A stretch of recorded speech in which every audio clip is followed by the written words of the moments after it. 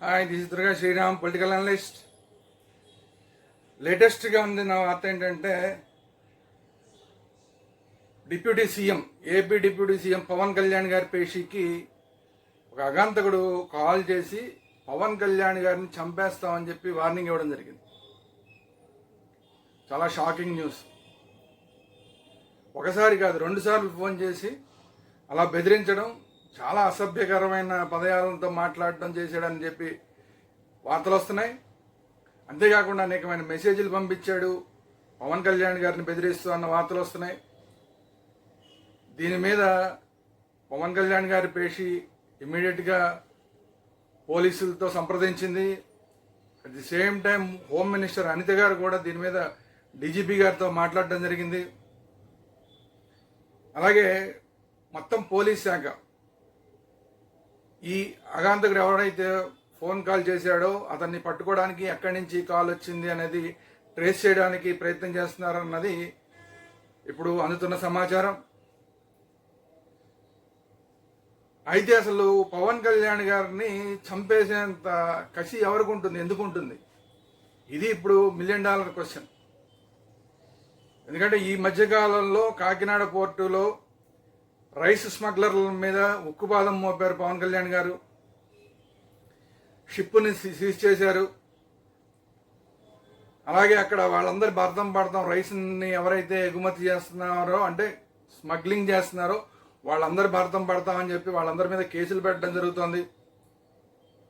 ఆ రైస్ స్మగ్లర్లందరూ కలిసి ఇప్పుడు పవన్ కళ్యాణ్ గారు కనుక ఇంకా ఇలాగే ముందుకెళ్తే మన పరిస్థితి చాలా ఇబ్బందికరంగా మారుతుందని వాళ్ళు ఏమన్నా పవన్ కళ్యాణ్ గారిని టార్గెట్ చేశారా అనేది ఒక అనుమానం. రెండోది, పవన్ కళ్యాణ్ గారు నేను అన్కాంప్రమైజ్డ్ సనాతని, నేను సనాతన ధర్మం కోసం నా ప్రాణాలు త్యాగం చేయడానికి సిద్ధంగా ఉంటానని ప్రకటించడం, అదేవిధంగా బంగ్లాదేశ్లో హిందువుల మీద దాడుల్ని చాలా తీవ్రంగా ఖండించిన వాళ్ళు దేశంలో చాలా టాప్ స్థాయిలో ఉన్న వ్యక్తి పవన్ కళ్యాణ్ గారు. ఖండించడం మాత్రమే కాదు, అక్కడ ఎవరైతే చిన్మయ కృష్ణదాస్ ఉన్నారో అతను వెంటనే విడిచిపెట్టాలని డిమాండ్ చేయడం జరిగింది. అట్ ది సేమ్ టైం ప్రపంచవ్యాప్తంగా ఉన్న హిందువులందరూ కూడా దీని మీద మాట్లాడాలని కోరడం జరిగింది. అలా అంత మాత్రమే కాకుండా అన్ని దేశాల వాళ్ళు ఈ బంగ్లాదేశ్లో ఉన్న హిందువుల మీద జరుగుతున్న దాడులను ఖండించాలని పవన్ కళ్యాణ్ గారు కోరడం జరిగింది. అంతేకాకుండా బంగ్లాదేశ్ ప్రభుత్వాన్ని హెచ్చరించాలని చెప్పి కోరడం జరిగింది. ఇవన్నీ చూసిన తర్వాత యాంటీ హిందూ శక్తులు ఎవరైతే ఉన్నారో, సెక్యులర్ ముసుగులోనూ లేదంటే డైరెక్ట్గానే హిందూ వ్యతిరేక శక్తులుగా ఉన్నారో అలాంటి వాళ్ళు ఎవరైనా మతోన్మాదులు పవన్ కళ్యాణ్ గారిని టార్గెట్ చేశారా అనేది రెండో అనుమానం. మూడో అనుమానం, రాజకీయంగా పవన్ కళ్యాణ్ గారి ఎదుగులను చూడలేక చాలా చాలా ఫాస్ట్గా ఎదుగుతున్నారు పవన్ కళ్యాణ్ గారు. రాష్ట్రంలో డిప్యూటీ సీఎంగా ఉన్నా కూడా గతంలో ఉన్న డిప్యూటీ సీఎంల లాగా కాకుండా, గతంలో కొన్ని ప్రభుత్వాలలో డిప్యూటీ సీఎంలుగా ఉన్న వాళ్ళు పేర్లు కూడా తెలియని పరిస్థితి. గతంలో కొన్ని ప్రభుత్వాలు డిప్యూటీ సీఎంలుగా ఉన్న వాళ్ళు నామకే వాస్తే మాత్రమే డిప్యూటీ సీఎంగా ఉన్న పరిస్థితి. అట్లా కాకుండా పవన్ కళ్యాణ్ గారు డిప్యూటీ సీఎంగా చాలా యాక్టివ్గా పనిచేస్తూ, అలాగే కలెక్టర్లతో పనిచేస్తూ, ఎస్పీలందరికీ కూడా ఎవరైనా సరే తప్పు చేస్తే వాళ్ళందరికీ వార్నింగ్లు ఇస్తూ చాలా ప్రోయాక్టివ్గా ముందుకెళ్తున్న సందర్భంలో రాష్ట్రంలో చాలా ఫాస్ట్గా ఎదుగుతున్న రాజకీయ నాయకుడే కాకుండా దేశంలో కూడా చాలా ఫాస్ట్గా ఎదుగుతున్న రాజకీయ నాయకుడు ఇప్పుడు పవన్ కళ్యాణ్ గారు. ఎందుకంటే మనం చూసాం, నేను అన్కాంప్రమైజ్డ్ సనాతని అని చెప్పి మాట్లాడిన దగ్గర నుంచి ఇమ్మీడియట్గా హర్యానాలో ఎంత మంచి రెస్పాన్స్ వచ్చిందో, అంటే తిరుమల తిరుపతి లడ్డూ విషయంలో పవన్ కళ్యాణ్ గారు మాట్లాడిన తర్వాత దాని రిఫ్లెక్షన్స్ అన్నీ కూడా హర్యానాలో ఏ విధంగా హిందువులు పాజిటివ్గా తీసుకుని అక్కడ భారతీయ జనతా పార్టీ ప్రభుత్వాన్ని గద్దెనెక్కించడంలో పవన్ కళ్యాణ్ గారి మాటలు తిరుమల తిరుపతిలో లడ్డూకి సంబంధించిన విషయంలో చాలా గట్టిగా మాట్లాడడం, నేషనల్ మీడియాను ఉద్దేశించి మాట్లాడడం జరిగిన తర్వాత హర్యానాలో దాని రిఫ్లెక్షన్స్ కనపడినాయి. అట్ ది సేమ్ టైం మొన్న మహారాష్ట్రలో జరిగిన ఎన్నికల్లో కూడా పవన్ కళ్యాణ్ గారు వెళ్ళిన చోటల్లా ప్రజలు బ్రహ్మరథం పట్టారు. ఆయన వెళ్ళిన చోటల్లా కూడా అక్కడ ఉన్న ఎమ్మెల్యే పోటీదారులుగా ఉన్న కూటమికి సంబంధించిన వాళ్ళు ఎవరైతే ఉన్నారో మహాయుతి కూటమి అంటే చిన్న డిస్టర్బెన్స్ వచ్చింది. అజిత్ పవార్ ఎన్సీపీ, అలాగే ఏక్నాథ్ షిండే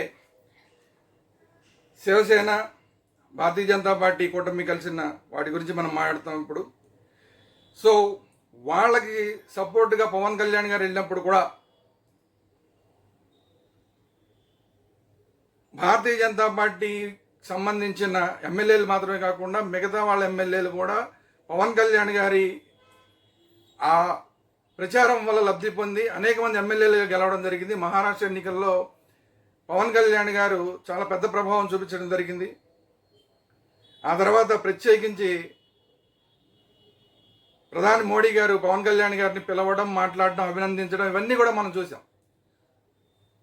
రేపొద్దున రాబోయే రోజుల్లో తమిళనాడులో కూడా ఖచ్చితంగా పెద్ద ప్రభావాన్ని పవన్ కళ్యాణ్ గారు చూపించబోతున్నారు అన్నది అందరికీ తెలిసిన విషయం.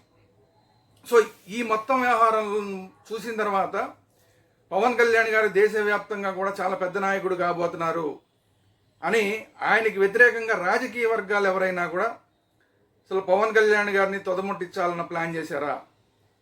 ఈ మూడిట్లో ఏది జరుగుతోంది అంటే రైస్ మాఫియా ఆయన్ని చంపడానికి ప్రయత్నిస్తుందా, లేదంటే హిందూ వ్యతిరేక మతతత్వ వర్గాలు ఏవైతే ఉన్నాయో వాళ్ళు పవన్ కళ్యాణ్ గారిని తొదముట్టించాలని ప్రయత్నం చేస్తున్నారా, లేదంటే రాజకీయంగానే ఈయన ఎదుగుదలను చూసి తట్టుకోలేని వాళ్ళు ఎవరైనా పవన్ కళ్యాణ్ గారి అంతం చూడాలని ఏమైనా ప్రయత్నం చేస్తున్నారా అనేది ఇప్పుడు అందరినీ ఆందోళన కలిగిస్తున్న అంశం. సో వీటన్నిటి మీద కూడా పోలీసులు ఇప్పుడు చాలా గట్టిగా దీని మీద యాక్షన్ తీసుకునే ప్రయత్నం చేస్తున్నారు. అసలు ఎవరి ఫోన్ చేసింది ఎవరు, ఇతను ఎవరు, ఇతని వెనకాల ఎవరున్నారు, ఇవన్నీ కూడా కొద్ది గంటల్లోనే బయటకు వస్తాయి. కాకపోతే ఇక్కడ పవన్ కళ్యాణ్ గారితో పాటు పవన్ కళ్యాణ్ గారిని అభిమానించే వాళ్ళు, జనసేన నాయకులు, జనసేన కార్యకర్తలు, అలాగే పవన్ కళ్యాణ్ అభిమానులకు కూడా ఇప్పుడు ఇమ్మీడియట్గా రియాక్ట్ అవ్వాలి. దీని మీద రియాక్ట్ అయ్యి మా నాయకుడి జోలికి వస్తే ఊరుకోము, అది ఎవరైనా సరే, మతతత్వ శక్తులైనా సరే, రాజకీయంగా ఆయన ఎదుగుదలను తట్టుకోలేని వాళ్ళైనా సరే, లేదా రైస్ మాఫియా అయినా సరే, రైస్ మాఫియానే కదా ఏ మాఫియా అయినా సరే, ఆయన ప్రాణాల మీదకే తీసుకొచ్చే కార్యక్రమం చేస్తాం, హెచ్చరిస్తామంటే మాత్రం ఊరుకోవన్న ఒక మెసేజ్ని ఖచ్చితంగా ఇప్పుడు పవన్ కళ్యాణ్ గారి అభిమానులు, జనసేన అభిమానులు కూడా ప్రజల్లోకి పంపించాల్సిన అవసరం ఉంది. అసలు ఇంత దారుణం, ప్రజాస్వామ్యబద్ధంగా ఎన్నికైన ఒక వ్యక్తిని, ప్రజాస్వామ్యబద్ధంగా తన కర్తవ్యాన్ని మంత్రిగా, ఎమ్మెల్యేగా, ఉప ముఖ్యమంత్రిగా కర్తవ్యాన్ని నిర్వహిస్తున్న వ్యక్తిని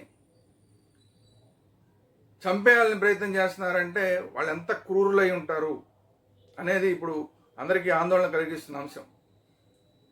సో దీని మీద ఎటుదిరిగి ప్రభుత్వం గట్టి చర్యలే తీసుకుంటుంది. అంటే అధికార పార్టీలో ఉన్నారు కాబట్టి, అధికార కూటమిలో ఉన్నారు కాబట్టి ప్రభుత్వం గట్టిగానే చర్యలు తీసుకుంటుంది. పోలీసులు యాజ్ ఎర్లీ యాజ్ పాసిబుల్ ఎవరైతే ఆ దుర్మార్గులు ఉన్నారో, ఫోన్ చేసి బెదిరించిన దుర్మార్గులు ఉన్నారో వాళ్ళని పట్టుకోవాలి. వాళ్ళని పట్టుకోవడం మాత్రమే కాదు, వాళ్ళని పట్టుకోవడం మాత్రమే కాకుండా వాళ్ళ వెనకాల ఎవరున్నారు అనేది తేల్చాలి. ఇది ప్రధానంగా జనసేన వర్గాలు కానీ, లేదంటే పవన్ కళ్యాణ్ అభిమానులు కానీ చేయాల్సిన డిమాండ్. ఎందుకంటే గతంలో మనం చూసాం, దేవాలయాల మీద దాడులు జరిగినప్పుడు పోలీసులు హరికథలు చెప్పేశారు, ఎవరో మతిలేని వాళ్ళు చేశారు అవన్నీ అని చెప్పి. అట్లా ఇప్పుడు కూడా ఎవడో మతిలేని వాడు ఫోన్ చేశాడని పోలీసులు దీన్ని తోసిపారేయకుండా, తేలిగ్గా తీసిపడేయకుండా చాలా సీరియస్గా దీని మీద ఇన్వెస్టిగేషన్ చేసి దోషుల్ని పట్టుకోవాలి. దోషులు అంటే ఫోన్ చేసిన వాళ్ళే కాదు, వాళ్ళ వెనకాల ఎవరుండి చేస్తున్నారన్న దాన్ని మెయిన్ దాని మీద కాన్సన్ట్రేషన్ చేసి దాని సంగతి కూడా తేల్చాలని చెప్పి ఇప్పుడు పవన్ కళ్యాణ్ అభిమానులందరూ కూడా డిమాండ్ చేయాల్సిన పరిస్థితి, గొంతెత్తాల్సిన పరిస్థితి ఉంది. అలాగే ప్రజాస్వామ్యవాదులు ఎవరైనా సరే, ప్రజాస్వామ్యంలో ఇలాంటి హత్యలు, మిమ్మల్ని చంపేస్తామని బెదిరించాలి, ఇలాంటి వాటికి తావు ఉండకూడదు. అది పవన్ కళ్యాణ్ గారినైనా ఇంకోళ్ళని ఎవరినైనా సరే అలా చంపేస్తామన్న దాకా వెళ్ళడానికి వీల్లేదు.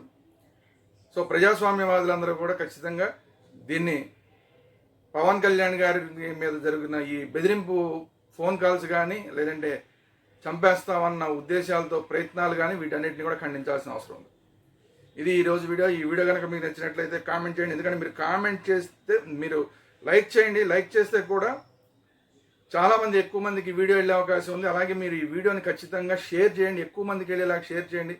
చాలామందికి తెలియదు పవన్ కళ్యాణ్ గారు ఎంత డేంజర్లోకి వెళ్ళిపోతున్నారు అనేది చాలామందికి తెలియదు. అది తెలియాలి. పవన్ కళ్యాణ్ గారి అభిమానులందరూ కూడా దీని మీద గొంతెత్తాలి.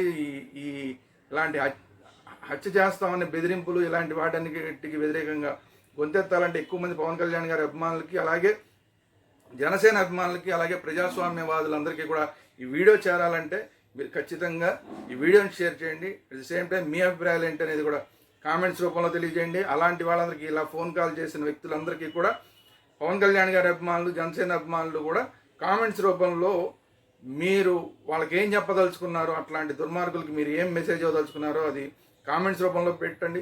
వేలాది మంది కామెంట్స్ రూపంలో పెడితే కనుక ఖచ్చితంగా ఇలాంటి వాళ్ళు ఇంకోసారి అలాంటి ప్రయత్నాలు చేయకుండా ఉంటారు. కాబట్టి ఈ వీడియో చూస్తున్న ప్రతి ఒక్కళ్ళు కూడా మీరు కామెంట్ చేయండి. దీని మీద మీ అభిప్రాయం ఏంటి? పవన్ కళ్యాణ్ గారి మీద ఇలాంటి చంపేస్తామన్న బెదిరింపులు రైటా రాంగా అన్న దాని మీద మీ అభిప్రాయాలు ఏంటనేది కామెంట్స్ రూపంలో తెలియజేయండి. అట్ ది సేమ్ టైం ఎప్పుడు మేము అడిగినట్టే మన ఛానల్స్, వేదాంత ఛానల్ని, అలాగే పొలిటికల్ వేదాంత ఛానల్ని సబ్స్క్రైబ్ చేసుకోండి. ఇమీడియట్గా ఇప్పుడు మన వేదాంత ఛానల్ సబ్స్క్రైబ్ చేయండి. Thank you very much.